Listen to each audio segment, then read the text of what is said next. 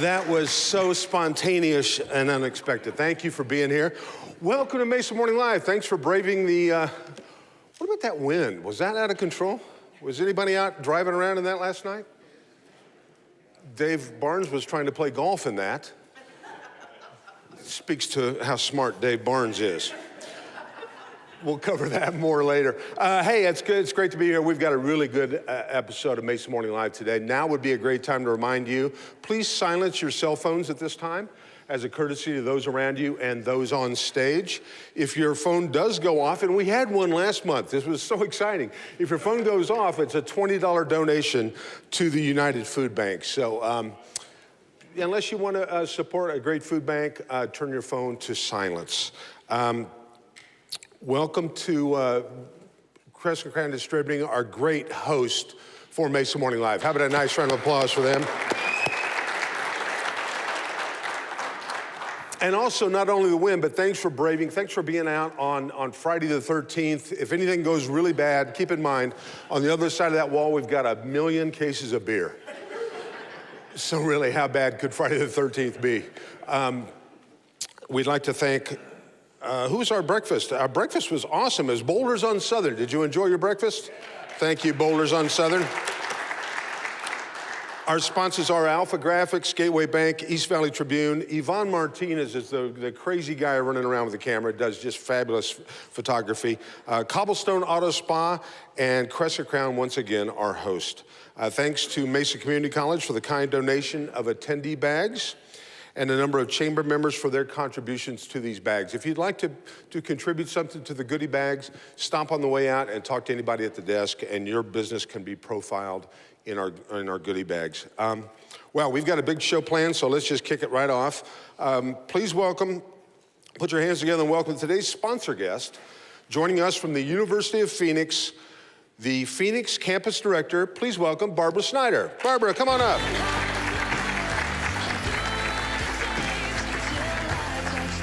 Good to have you here. Welcome. Thank you. Welcome to Mesa Morning Live. And wow, University of Phoenix.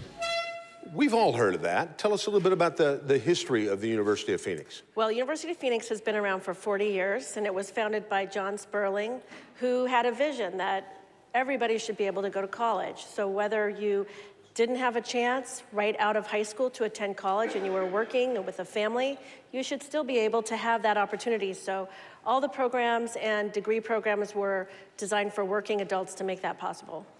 So, I mean, this sounds like a stupid question, but University of Phoenix started right here in Phoenix. What year was that? 40 years ago, oh, okay. 1970s. Okay, 78, I'm gonna go with. That was Okay. 40 years ago. I'm just showing off some of my math skills that kept me from getting into the University of Phoenix, but that's a whole nother story. And you mentioned John Sperling. John Sperling? Well, there's a fascinating guy. Tell us a little bit about Mr. Sperling.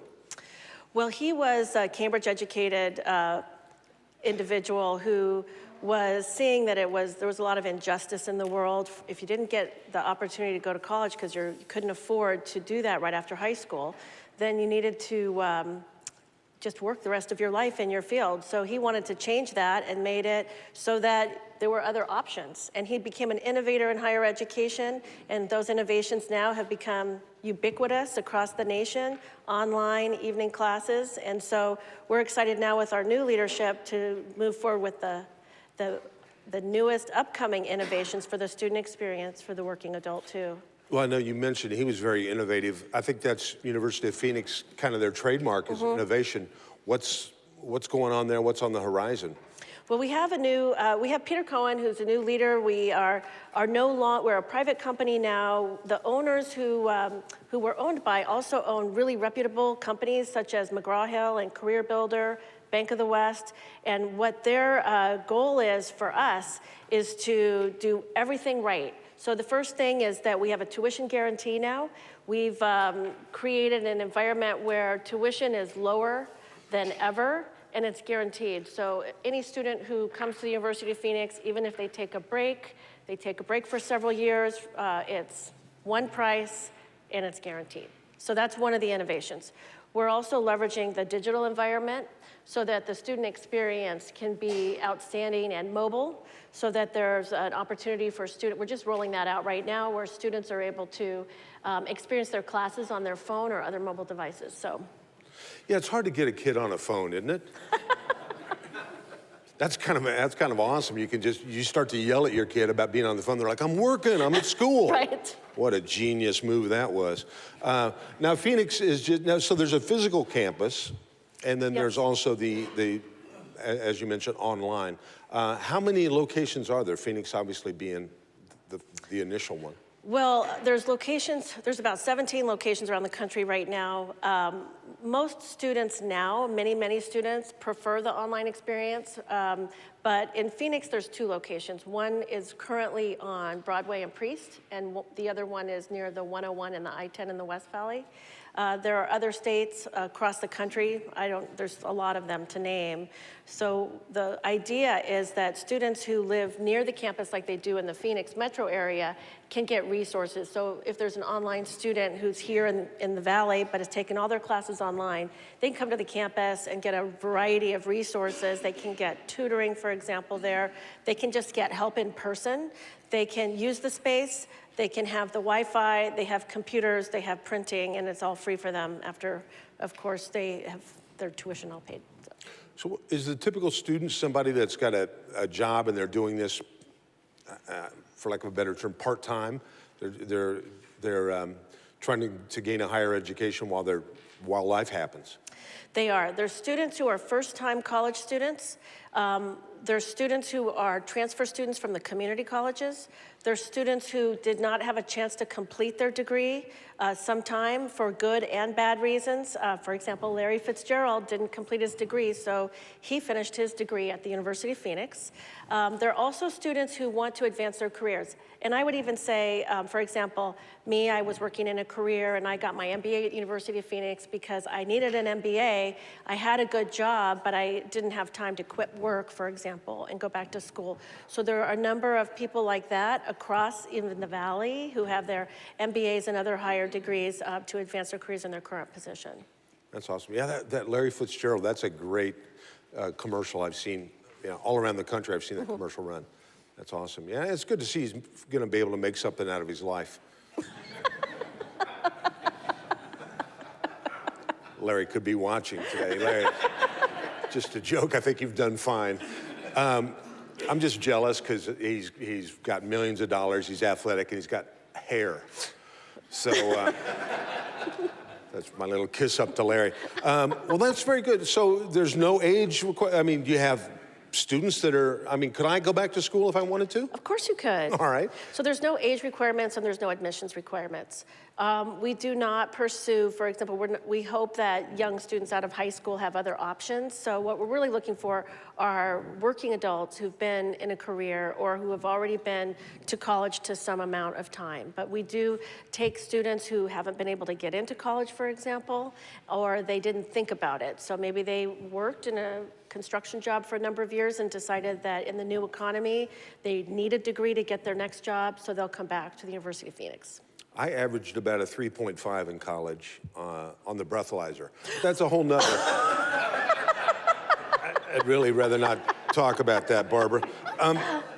Now, what an interesting previous life you had. You were a dog trainer, is that right? That was a really long time ago. That's all. What a great segue college. into education. Yeah, that was college. Well, it was. I learned learning theory. I learned theory of motivation, and then yes, and I learned not to train dogs anymore. So that's great. I just let them grow up. That's awesome. Well, are you gonna hang around after the show? Sure. If anybody's got any questions, if they wanna, if you've piqued their interest today, not only those folks here but also watching on Channel 11, and they go, you know what? I want to know more about the University of Phoenix. Where should they go online to find you? To phoenix.edu. So it's really, really simple. You can go to www.phoenix.edu, and the first thing you'll see is the price guarantee and the new tuition. So we're being very transparent, and it's easy to get connected, and you'll see what we're doing. That's awesome. Well, thanks for taking time out of your busy schedule to be here, and keep up the good work. Thank you. Come back and see us. Thank you so much. All right, ladies and gentlemen, please welcome. Thanks, Barbara.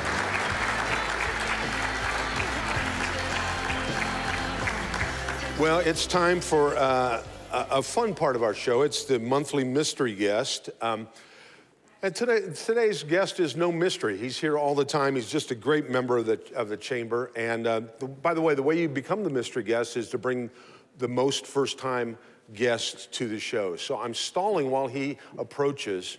I'm trying to make this as awkward as possible. Please welcome the mystery himself, Mr. George Bliss. Thank you, Mark. Thank you, sir. Welcome. We let George on today because he brought guests. And how are you going to say no to a guy in those shoes? Seriously. And it had to happen. That's on. Well, it's good to see you stop by on your way to the bowling alley. Yes.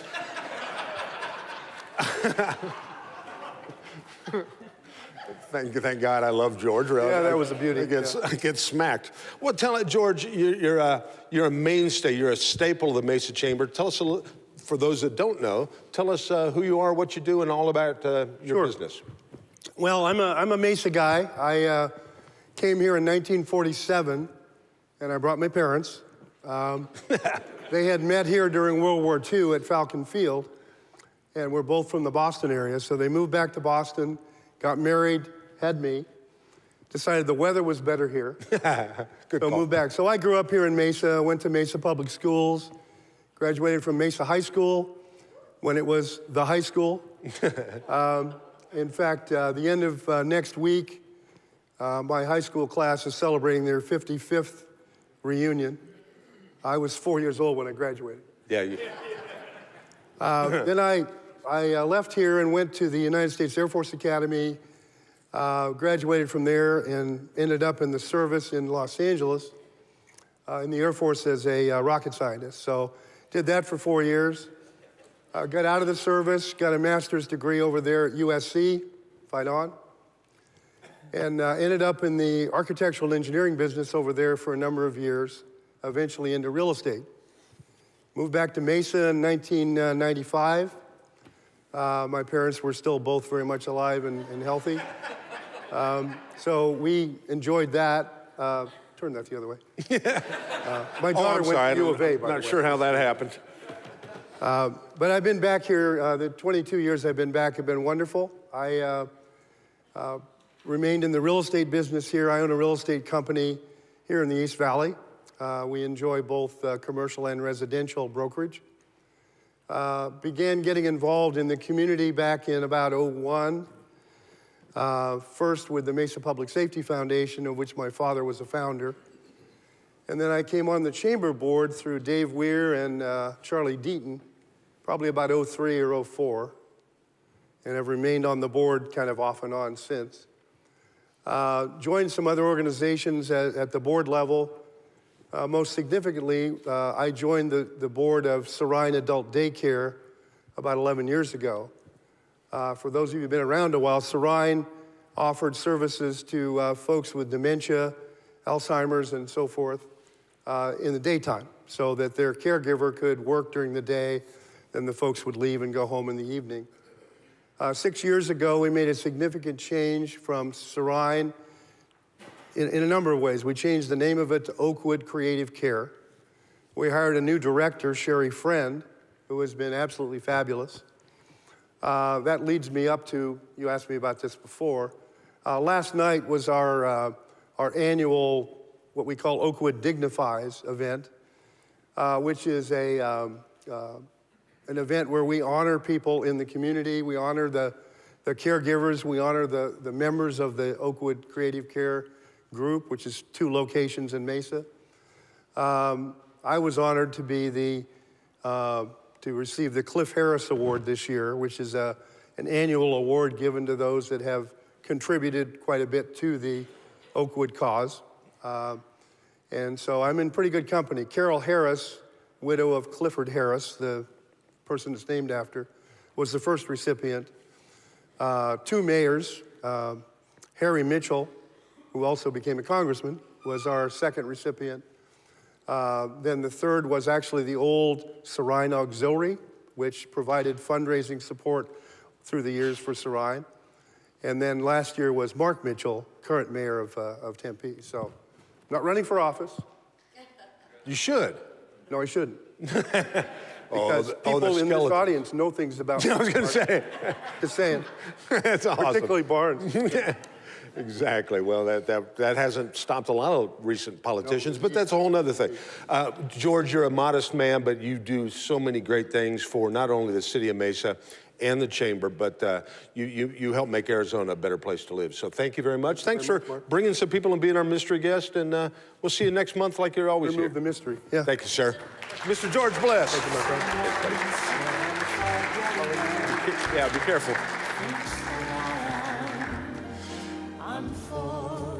He is unforgettable. Good job, George. Our next segment is sponsored by Gateway Bank. They've been working successfully for more than 10 years to earn the opportunity to do business with you. Please welcome to the stage, representing the Community Bridges Incorporated, Public Information Officer, Stephanie Siete. Stephanie, welcome. Thank you.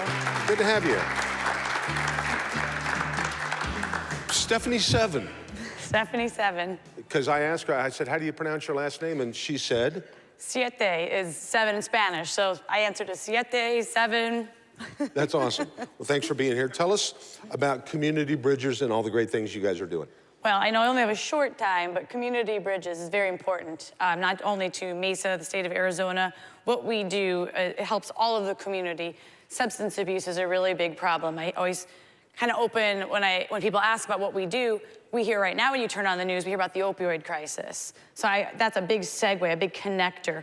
We provide resources, services to help people who struggle with substance abuse, but not just the user themselves. We help the families. So we're everything from the education component, prevention, detox services, treatment. We've been around since 1982 here in Mesa, but again, now we're a statewide provider. I've been with Community Bridges myself for 16 years, and I've watched us grow from 30 employees to nearly 1,500 employees. Wow. So I explain to people, sadly, there's no shortage of drug addicts. It's absolutely everywhere. It is. The opioid thing is just is so sad, and you guys are doing a great thing. Now, you welcome, you work not only in the Valley, but also statewide, is that correct? Correct, yes, we're Because everywhere. there's no boundaries to opioid crisis. Well, drugs don't discriminate, you know, age, income, race, and I think that's the first thing, is just getting the information out there, letting people know. It's not a secret, like we should be talking about it,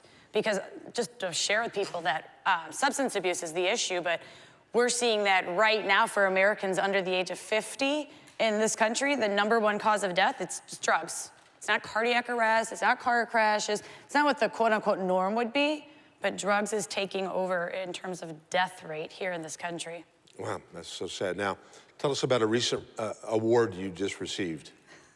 A recent award, the FBI won. The FBI Community Directors Leadership Award.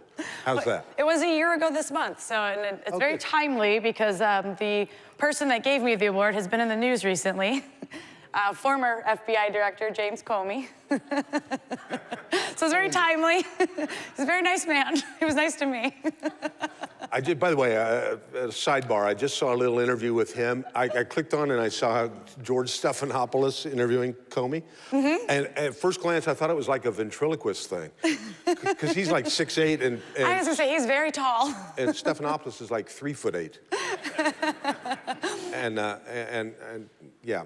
The picture of us is me looking up. That's awesome. And when I received the award. So it was a great honor to receive an award from the FBI because it was about collaboration. You know, and I used to explain when law enforcement can't arrest it away, we can't treat it away, and can't just educate it away, we have to partner. So following in the footsteps of Cindy McCain, she had received the award the year prior, and then I got it for the education that we do with corporate offices, schools, just the community in general, about heightening that awareness about different drug trends and what have you. That was an honor. If somebody here, I'm sure everybody in some way or another has been touched by the drug crisis. If somebody wants to get involved, what can they do? What should they do? And where are you guys located here in the Valley? So I keep saying Mesa, but we have programs, over 30 programs around the state. CommunityBridgesAZ.org is where you'd want to look to get more information about what we provide. Again, we're physically everywhere. We have a brand new program, so if you look at us, you probably say, oh my gosh, they've been doing medical detox services, treatment services. But something that's, when I say brand new, as of March, we're doing adolescent programs. We've been an adult detox and treatment provider from our existence, 18 years of age and up, but now we're providing services for youth because we have to, right? Addiction, again, hits everywhere, and we're seeing full-blown addiction in the teen years. So we provide services to everyone, everywhere. And I would really advise you to either visit us physically or communitybridgesaz.org to see where we're located. And we'll be happy to talk to you more about how we can help because, again, substance abuse is not a 6 degrees of separation thing. If we're really honest about it, we all know someone who's been touched by it. And we do need to share the resources and help because we've actually been heading in the wrong direction for years. The drug deaths have increased. In my career, I've never seen a decrease, and I'd love for that to actually happen sometime. So not just information, but taking action so that we can work together and fix this problem, this epidemic. Wouldn't it be great to get back down to 30 employees just because that's all you need? I always tell people I'm trying to, if you think about it, work myself out of a job. Yeah. But I'm never going to. Well, speaking of addictions and a lot in this area, I understand you're a huge Cubs fan. That's my other addiction, yes. I couldn't help but notice, what's going on with I see the fingernails with the Cubs stuff going on. And, for those of you sitting close, I guess you don't even have to be sitting close to see these nails. Yes, I'm a Mesa Hohokam, so I partner, our agency partners with them and does the 50-50 raffles, so I kind of make it as my excuse that I have all the Cubs stuff, but the reality is my dogs are Cubby and Ivy. I mean, I'm from Chicago. Cubby and Ivy, that's awesome. I thought about bringing them this morning, but. We had a dog trainer out here earlier. I heard that. That could have worked beautifully. Another segue. Well, thank you so much. If anybody's got any questions, I'm assuming you're going to stick around afterwards. Happily stick around to answer your questions. Answer any questions that might come up. And boy, like I said, half jokingly, we really do hope that you guys can work yourselves out of a job. It's an uphill struggle, but thanks for fighting the good fight. And thanks for being here this morning. Thank you for having us. Please welcome Stephanie Sante. Thank you, Stephanie. Thank you.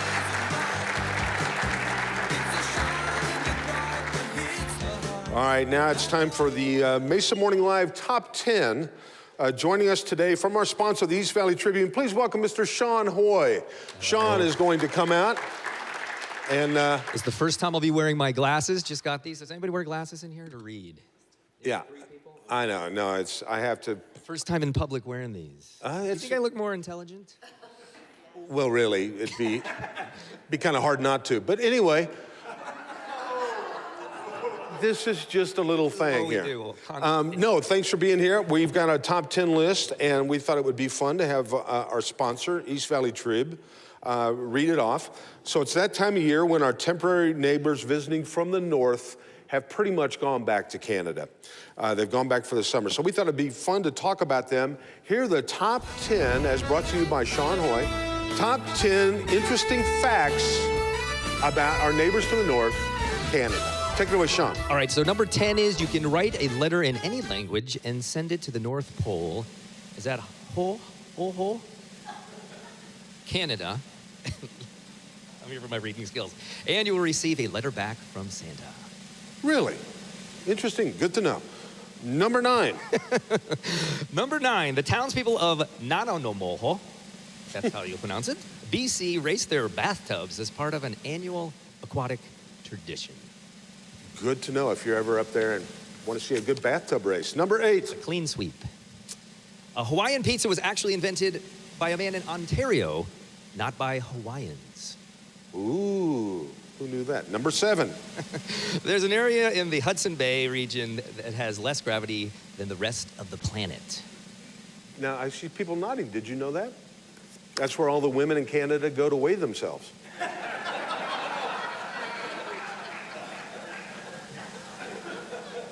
Not sure why you would moan at me. I think it's genius on their part. Number 6. The only Sony big screen TV can be found in Toronto's Rogers Centre. Wow. The largest. The largest. The largest. You know, those glasses, you got to break them in, evidently. I rewrote it. That was my only thing. The only. Wouldn't that be funny, though? The only. Yeah, the only TV in Canada. Number 5. Okay. The BlackBerry smartphone was developed in Ontario again at a research center in Motion's Waterloo offices. Good to know. Number 4. I had a joke there that they thought it was a hockey puck or something. If you ever want to use that. I will. All right. I'll file I'll that stop away. writing. All right. Because Canada, they play a lot of hockey. Canada's only desert in British Columbia is only 15 miles long and is the only desert in the world with a long boardwalk for visitors to walk on. Ooh, good to know. Number All right. 3. Number 3, the Big Nickel in Sudbury, is it Sudsbury, Ontario, is the world's largest coin. It is a huge reproduction of a 1951 Canadian nickel and measures 9 meters in diameter. That sounds big, but I don't know what a meter is. I haven't a clue. I'm U.S. Number 2. Canada is the second largest country in the world after Russia. I did not know that. Did anybody know that? The Canadians knew that. And the number 1 interesting, not always amusing, but interesting and little known fact about Canada is? Oh, the official phone number for Canada is 1-800-O-Canada.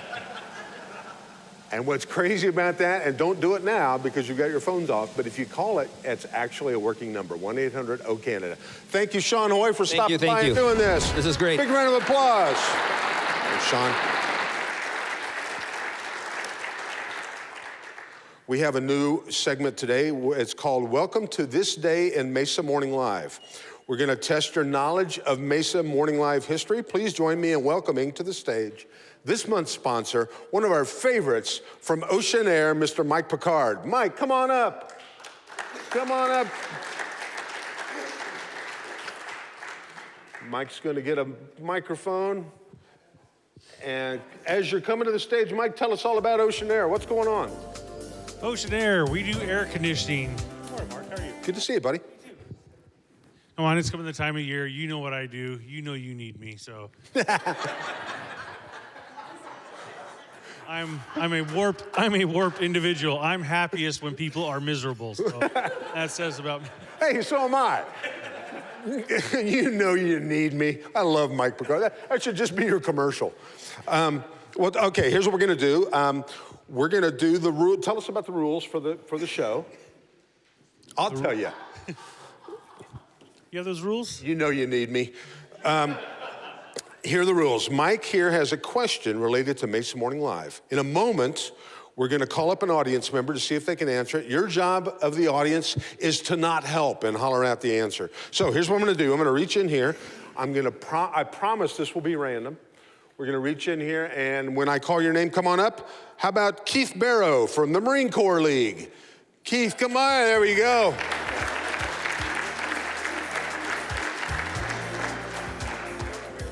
Keith, yeah, I'm not going to mess with a man in uniform. He looks like he could take care of us in like a heartbeat. He'd rip my heart out before you knew it. Hey, Keith, welcome to Mesa Morning Live. Thanks for being here, and thanks for playing our game. Step on over here with Mr. Mike Picard. Morning, Keith. How are you? Now, you know Mike, and you know you're going to need him because it's going to be 180 degrees here before you know it. Tell us a little bit about the Marine Corps League. Give Keith the microphone there. Marine Corps League is a nonprofit organization, 501c4. We're dedicated to supporting veterans and active service personnel in the United States and overseas. All right, perfect. Now, here's what you're going to do. You can pick out, we're going to ask you a question that I think you can figure it out. But if you can't, we have a lifeline. So you can pick out a person, and if you don't have the answer, you can call on them. Nobody else is going to help you, and they can help you with the question, okay? So who's your lifeline going to be? I'm calling Randy. I had a feeling. Because if one Marine can't get it, call in another Marine. Two of us could. Okay, here we go. Mike, are you going to read the question or am I? Okay, Mike's going to read the question. Here it is. All right. You've been around a while, it looks like, so you should know this answer. Wow. In April of 2015, this mascot joined Mesa Morning Live and may or may not have sung a duet with John Barack. Okay, so let's recap the question.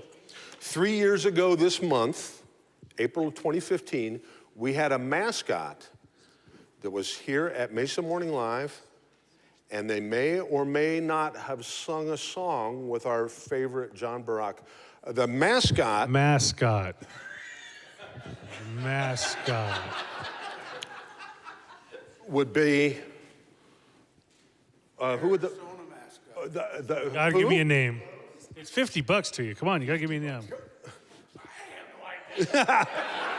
Marines. You got to remember, I'm from Washington State, so I'm a Cougar fan. Oh, he's from Washington State. He's a Thanks for Cougar playing. fan. Yeah, thanks for. Well, let's see if we can kind of sparky your imagination. Sparky! Hey, where it is? Congratulations. You now won a Congratulations. $50 gift card. Thank you, sir. Thanks, Mike. Big round of applause for Mr. Mike Picard from Ocean Air. Mr. Keith Barrow from the Marine Corps League. Thank you, Keith. Welcome. And you got a $50 gift card to what? Where does that go? Anywhere? It just says $50 gift card. That's awesome. Well, congratulations. Oh, it's from MasterCard. Thanks. Well, hey, I am super excited to. I've been playing around with this morning, but wow, this is awesome. This gentleman is going to be our featured guest for today. He is new to the Valley of the Sun, but he's not new to the scene if you're a sports fan at all. Please welcome. Oh, now I'm drawing a blank here. I'm so flustered. We'll edit this out. When you saw this guy on talk shows, this kind of mess up never happened. But please welcome the new head coach of the University of Arizona State Sun Devils. Please welcome the one and only Mr. Herm Edwards. How you doing? I got it out of it. You're good. You're good. Welcome. I'm sitting in the back over here with Tim. Last time I was on a talk show, it was David Letterman, and this is way far better than David Letterman. Thank you very much. You're doing a fabulous job here. The audience is much nicer. I can actually see them, so it's all good. That guy couldn't hold a job. He's gone now. Yeah, he's pretty good. He's pretty good. Well, keep in mind, he did You that. got to get a band, though. Well, Coming out with the band, you know. thank you. I've been lobbying for that. We'll work See, he on did that. it 5 nights a week. I do it once a month. So I'm kind of, but boy, I'll tell you what, it's a pleasure to have you here at Mesa Morning Live. And it's even a bigger thrill to have you in the Valley of the Sun. Welcome. And tell us what's on the horizon for the Devils. Well, we actually have a spring game tonight. It's our last practice. The Pac-12 network is actually putting it on television. For all that can't show up, just turn on the Pac-12 tonight and you'll watch the Arizona State football team participate in somewhat of a controlled scrimmage. And then from there, we start back on the road of recruiting. You know, football is about recruiting, obviously, and there's a lot of great kids that play in this state that we are after, as well as the state next door in California.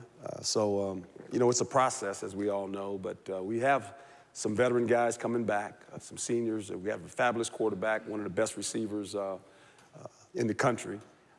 And so our offense is intact. We went out and really kind of defined our DNA as far as what type of players we would like to have. When you look at our conference, it's in the Pac-12 conference, and if you look at the team that's been the most consistent, hasn't been USC, by the way, our other guest, it's really been Stanford. In the last 6 years, Stanford has won the title 4 times. And wow. So, you know, they go unnoticed. They're not pretty. They kind of run the ball and they play good defense.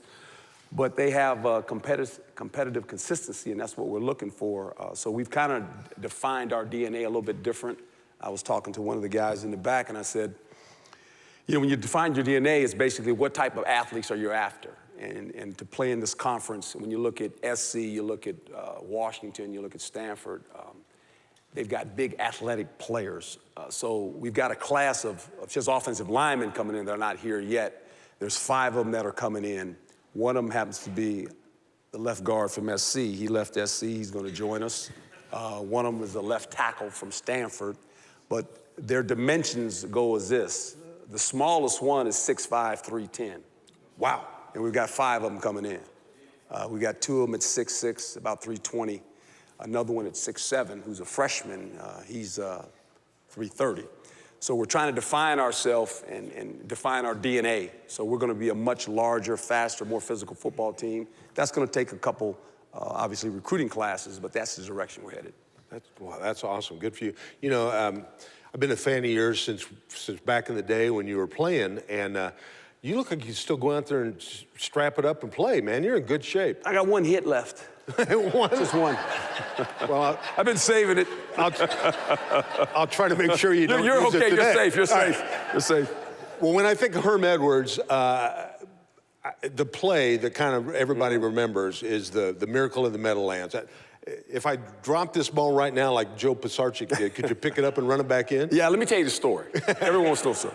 Good. It's kind of ironic because when you think about it, I actually wore a helmet the years I played, so I wasn't that far back. Had a face mask, too. Yeah, face mask, too. And it was in 1978, and this is what created the victory formation. When you see the teams now in football actually stand behind the quarterback, and there's a guy behind the quarterback.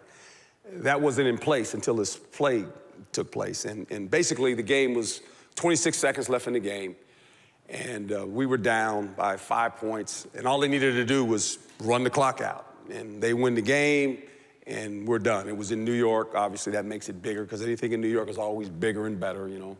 And so with 26 seconds left, they decided to try to hand the ball off to Larry Zonka. And now, that's what people see. They see the fumble, but what took place before that, they actually took a knee, but a fight broke out. Our linebacker, Bill Berge, their center was Clack, knocked Clack into Joe Pisarcik, and a little skirmish came in, and the officials came in and broke it up, and they had to stop the clock. And so the coach over there goes, okay, to just run it. And so they decided to run the play. So as this thing's about to take place, as they're breaking the huddle, Doug Kotar, who's the up back, he's standing like right here, and I kind of shake his hand and say, hey, come shake my hand. It's a good game. We're kind of visiting. And the quarterback is getting over the ball, Joe, and he's kind of looking back at Zonk, and I look at Zonk, and he's like this, and he's going, well, that's strange, you know. It's like, really? Yeah, this is happening, you know. And so Joe's kind of looking back at Clack, because he's a center, is looking at the 40-second clock, and the clock's going down. And it gets down to about 5 seconds, and Joe's not ready yet, and Clack has to hike the ball because he doesn't want to delay. And so he hikes it, and Joe's really not ready, kind of like glances back like that. And the ball is being bobbled. Now, you don't see that on television. All you see is the ball hitting the ground and me running and catching it. And this ball hits the ground. Kodar, who I'm standing in front of, he's not blocking me because he's thinking they're taking a knee. And so I kind of go around Kodar, and the ball hits the ground, and I'm running to try to grab the ball, and in my brain, I'm thinking, I got to get it on the bounce. I got to get on the first bounce. And it bounces up perfect, and I get it. And Joe was reaching out at the ball, and the last thing I hear, he hollers, oh, no. I run, you know, and the clock, the game, you know, I run into the end zone. It's a touchdown. Now, the crazy part, Dick Vermeil, who was my coach, he's on the sideline. Can you imagine the play is happening? He's standing like this, and the play is happening this way.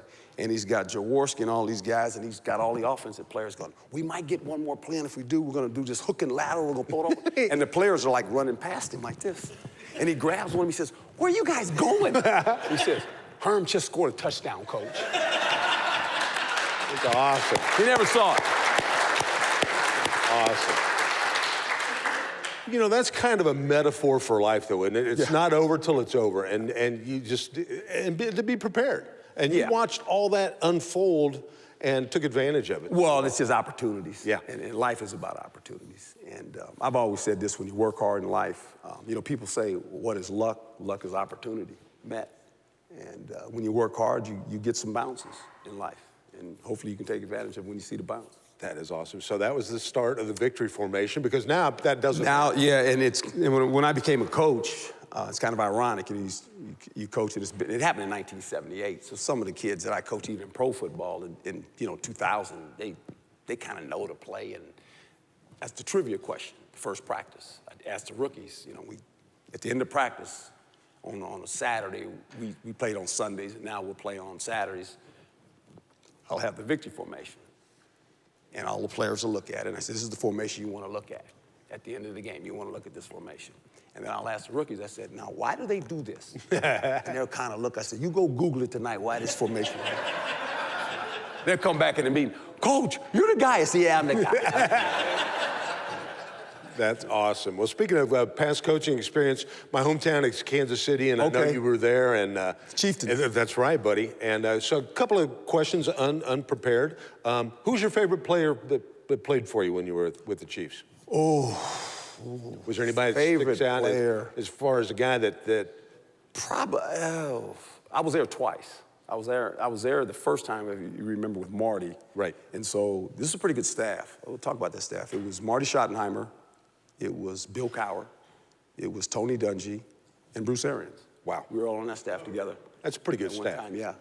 And we actually got, that was the year in the era when a lot of people that were for, if they're, maybe there's not because we're in Phoenix, but Joe Montana came to us. Sure.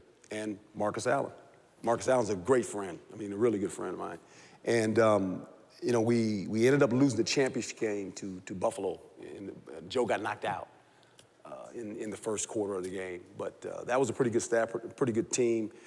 That team, it was probably, I had a guy by the name of Albert Lewis. Sure. Who played corner for us. 29. 29, great player. Yeah. A great player. Christian Okoye was a bunch of great players. But probably Tony Gonzalez. Oh, what a beast. You know? All those guys. Yeah, really good player. One of my favorite players in Tampa was a guy, he's a GM now, his name is John Lynch. He is San Francisco 49ers GM, and one of my players in New York was Chad Pennington, quarterback, and Curtis Martin, obviously, a Hall of Famer. I've been very fortunate to coach a lot of great players. Yeah, you know, all those guys, to make it to the NFL, you have to be physically gifted. But boy, what separates is the mental aspect. It is, and when you think about it, and I tell parents this all the time, 6% of all high school athletes are Division I players. Wow. Everywhere in the country. 6%. That's it. There's no, it's not 7, it's not 8, it's 6. In the National Football League, a league that I've been in for a long time, I mean, I was in the National Football League for 30 years. Wow. Playing and coaching. That's awesome. I never had a job. I've always been a coach or a player. I mean, really, I've been on recess my whole life. And then, you know, when I decided to go to TV, they say, hey, coach, you put some makeup on, you can talk about football. I said, I'm in. Work for the worldwide leader, it's all good. But to play in the National Football League, only 2%. They'll have a draft here this year. There'll be 200 and, when compensatory picks are done, probably 260-odd players will be drafted. Know this, 50% of the first round players are busts. In 3 years, they're out of the league. The life expectancy of a National Football League player is 3.2 years. Wow. It's not a career, it's an opportunity. I was fortunate. I played 10 years. Never missed a play, never missed a start. It's very difficult. Only 2% of all the college players from everywhere, from USC, Alabama, from Georgia, all the big schools, from Arizona State, 2% actually play in the National Football League. That's it. It's very difficult. It is very, here's what happens to young players that they don't understand. I tell them all when they come in the league. In college, when you come in, you're a freshman. And you look at the class in front of you and you can see a guy, he's a junior and he's a senior, in 2 years I'm gonna play. Because they graduate. Pro football, they don't graduate. You walk in the locker room, you have to take a man's job. Wow. There's a difference. So that veteran's sitting there with a family, with 3 kids, and you're the rookie, he's not gonna retire because they drafted you. You gotta take his job. And that's the competitive part of it. That's what makes sports so unique. You have to compete every day. Every day you have to come to work, you have to compete because your resume is what you put on that tape. When you go on the grass, you present your resume. That's how it works. There's no guessing, there's no, this is what it looks like, okay? And you get evaluated every day. That's at every level. When you're in sports, you have to compete. And if you don't want to compete, you're in the wrong profession. How many people think you ought to do that with your business career too? Yeah, you bet. What, well, I mentioned your most famous play was scooping up the ball and taking it in for the game winner. You've coined some great terms that have been turned into what they call Hermisms. Yeah. Give us your most famous. Yeah, well, you know, you play to win the game. Yeah, there you go. You play to win the game. That was pretty good. This is a beer place. Got me a couple beer commercials on that. It was pretty good. My wife really liked that. I'll tell you the story. Here's the story. Quick story. So I'm in New York. I'm the head coach. And Our first year, we go to the playoffs. And the second year, we get off to this lousy start. And in New York media, it's like when you have a media press conference, it's kind of like this, to be quite honest. That's the way people cover New York teams. You know, you just come in there, and I'm up there, and it's on a Tuesday, and there's no players in on Tuesday. And we have a record of 2-5 right now. We're struggling. We're kind of, and so one of the reporters, they trying to get to the question of basically, is your team, you're going to tap out? Is your team going to quit? And I said, oh. So I go off on a rant, And so you go back up and you meet, with the coaches. And I don't watch television because you're the coach, you're in the bubble. You just go upstairs and you're there until, 12 o'clock at night. You're watching tape and trying to get ready. We're going to play the San Diego Chargers in San Diego. And so I go home and I get out the car and I'm walking to the front door and the light comes on. It's about 12:30 at night. My wife opens the door. She looks up, she says, "What did you do today?" And I'm going, this has happened at like 9 o'clock in the morning. And I'm going, what are you talking about? She said, it's all over. It's everywhere. I said, what are you talking about? She says, the hello. And I went, oh, that one. I said, was it good? She said, it's everywhere. And so the next day, the players come in. And Chad Pennington, the quarterback, is sitting in the back of the room. And I'm getting ready to address the team. And he stands up. He says, Coach, we got you. We heard what you said, Coach. So we're going to play the Chargers. Chargers are 8-1, or 6-1. Wow. 6-1. And we're going there, and if anybody's been around sports, there's this homecoming game you have.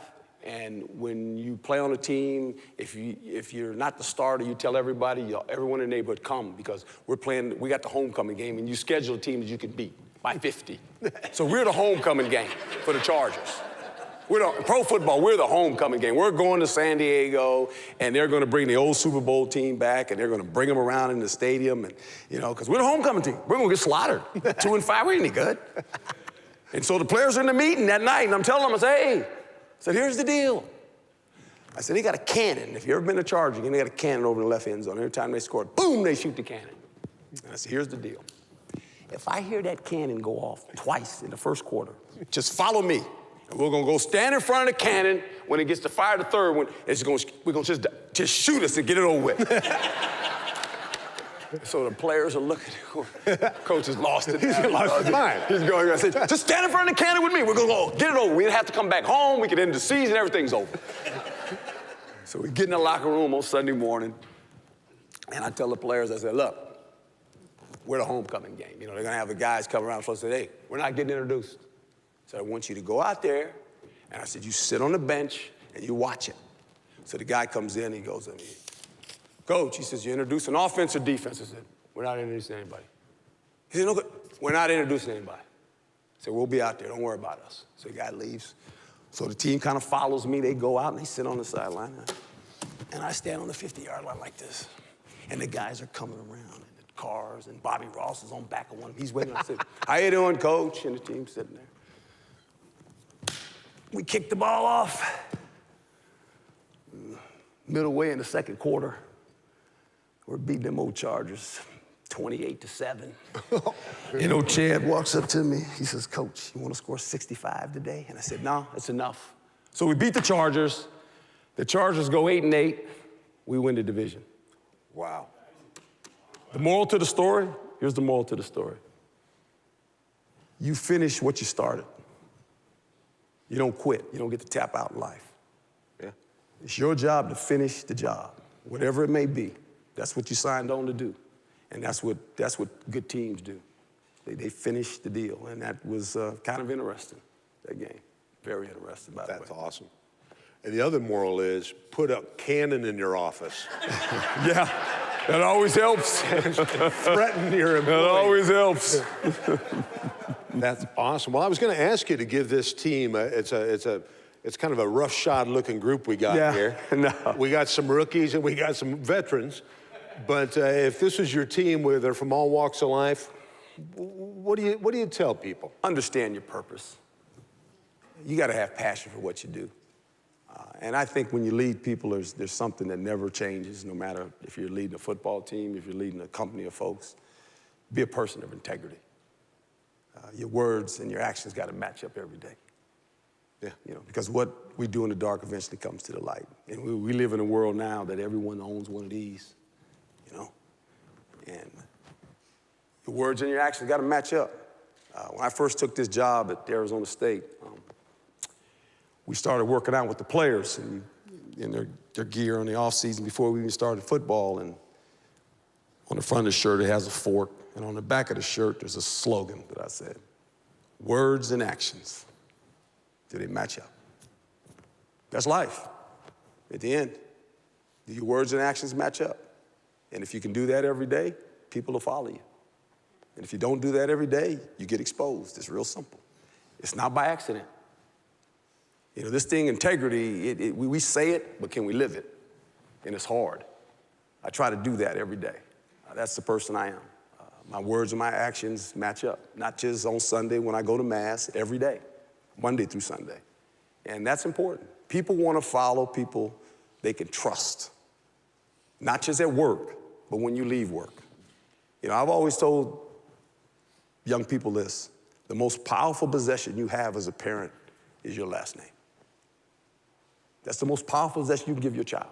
It's not a new car, it's not a new computer, it's not a new iPhone, it's your last name. Because that is your legacy of your family.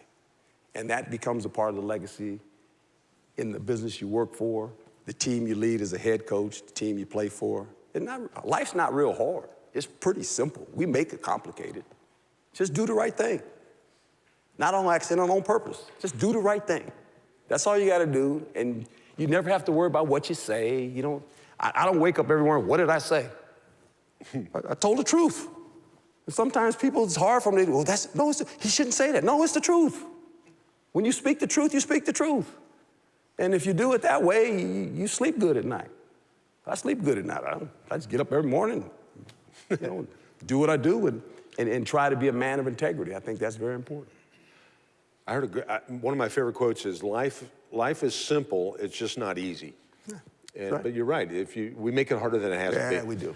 Another thing, I went to your Wikipedia page. You're known to get up 6 days a week and be in the gym by 5 a.m., it said. And that's another thing we don't have in common. But I'm there at 4:30. Are you really? I was there at 4:30 this morning. Wow. You haven't got used to the time change, or what do you do? No, I've always known. I live, look, it's kind of ironic. When I was in television, working for ESPN, as we know, Bristol, Connecticut is back east. Well, I live in Carmel, California. I commuted 6,000 miles a week. Wow. It's 3,000 miles to go to work. 3,000 miles come back. So I lived on East Coast time. Because I have to do a lot of shows. If I'm not on television, whether it's radio shows, whatever it is, I'm back east, so I have to get up.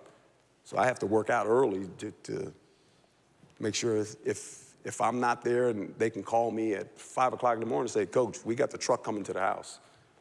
There's a special thing coming out we need you to be on, and the truck comes to the house, and I'll put on a jacket and a tie and sit behind my desk, and here we go, worldwide leader, go to work. That's awesome. Have you settled into the Valley yet? Does it feel like home? We have a home in Tempe. I got 2 little girls. Now, this is going to shock people. They're 11 and 12. I didn't get married till I was 46 years old, believe it or not. Good for you. So they're coming in August because they're still in school.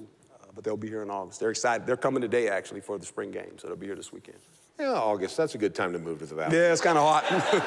Kind of hot, what I heard. Don't understand the We got our guy, devil. Mr. Air Conditioner, we're good. Oh, He's smiling right now. you're gonna need him. I'm gonna get your car, don't worry about it, partner. You're good. When he moved here, he had a full head of hair. Oh, yeah, I bet. Yeah. That's how hot it gets here. I know. But no, well, welcome to the Valley.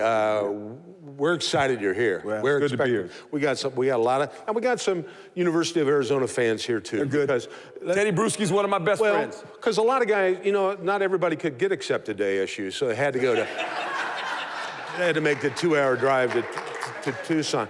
But we got a lot of Devil fans here I know that. that are pulling for you hard. Thank you.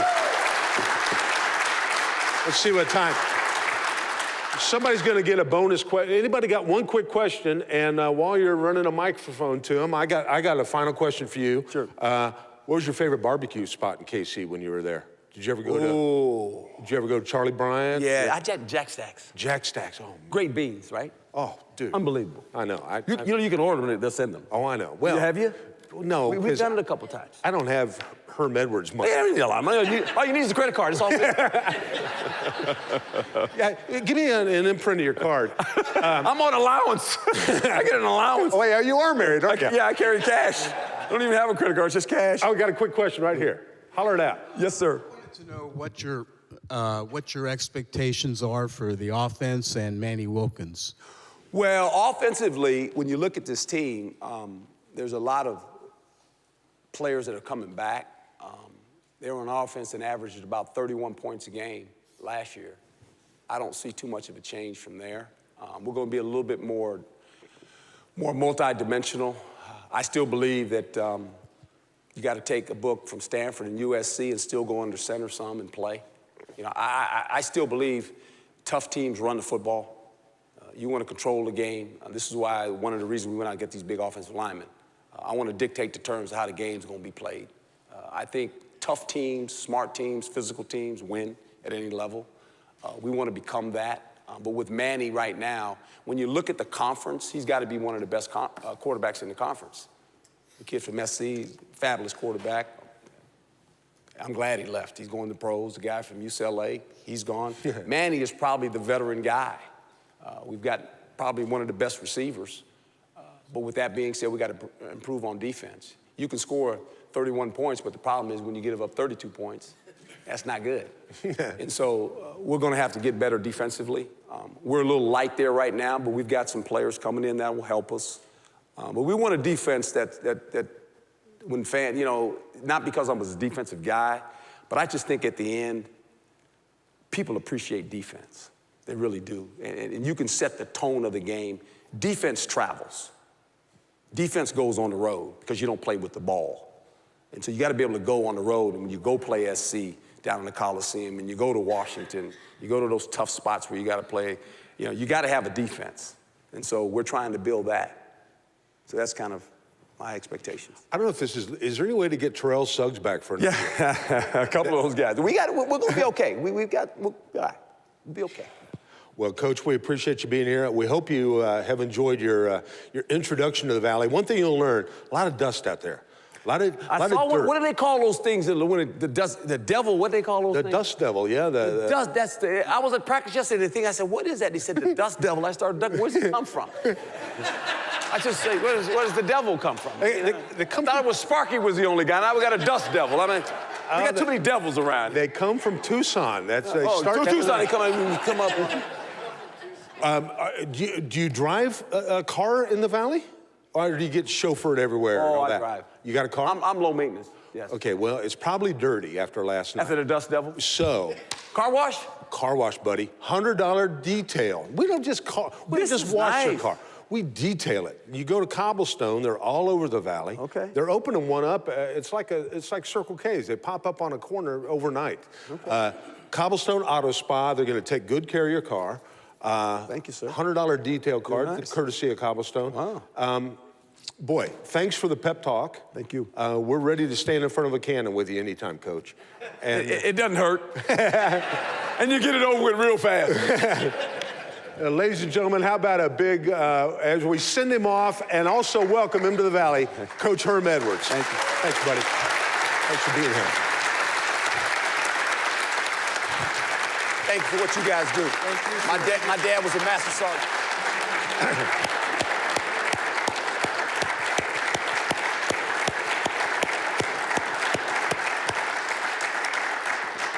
There's a good man right there, a guy. Just seemed to stop and say hi to the Marine Corps guys there. Boy, I'll tell you what, the one thing you can learn from Herm Edwards, passion. There's no substitute for that. So thanks for being here, Coach. Thanks to all of our guests for being here. Thanks to you guys, because you know what, we do this every month. We always want to keep it fun and light, and at the same time have you walk out of here learning a little bit of something. Come back next month. We've got Governor Ducey will be here, and boy, talk about a guy that's in the news. Doug Ducey, graduate of ASU, will be here next month. So stop by and see us. Once again, how about a big thank you to all of our guests that were here. Thank you to our breakfast. Thanks to Crescent Crown for providing such a beautiful place to be here. You guys go out and make it a great day, and we'll see you next month at Mesa Morning Live.